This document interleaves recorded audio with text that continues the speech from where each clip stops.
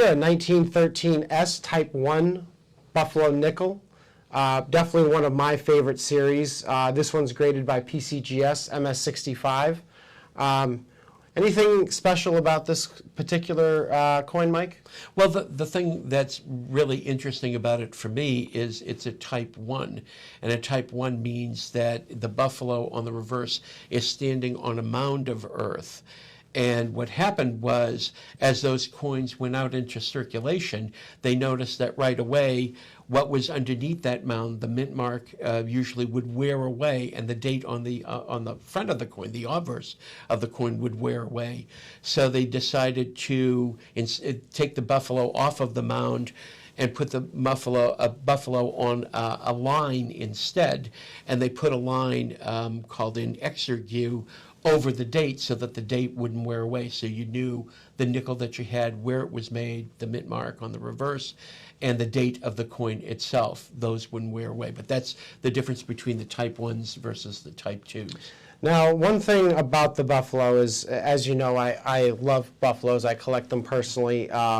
Especially in the 1920s, you have that really, really mushy strike, which I think a lot of collectors, they get confused with strike versus wear. Is there an easy way to tell between strike versus wear? I know, like, 1924 S's, 1926 S's, they're just all mushy. Right. Like, how do you determine the difference between strike and wear? Well, it's a difficult thing, Ted. It's something that comes with years of experience usually, but the easiest way to tell is the luster on the coin. A coin, if the luster, which is when you take a coin and you hold it under the light and you rotate it, it sends these rays back towards your eyes, this reflection back into your eyes. Well, the amount of light that it is reflecting back into your eyes, that's called the luster on the coin. And when you do that and rotate the coin under the light, if it's unbroken, if there's no patches where it's not reflecting the light back, the coin is uncirculated. The luster is unbroken. But if it's broken up a bit and part of the coin has that luster and part of it doesn't, the coin is circulated.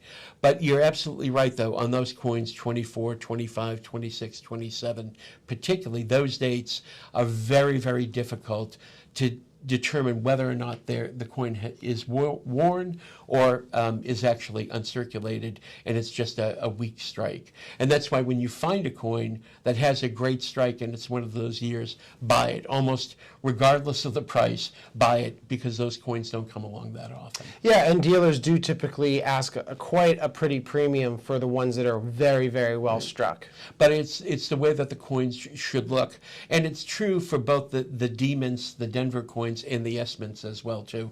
The S-mints generally tend to be a little worse. Why the pressure on them when they were striking them is so low is nobody really knows the answer to it, but it's a pretty common problem.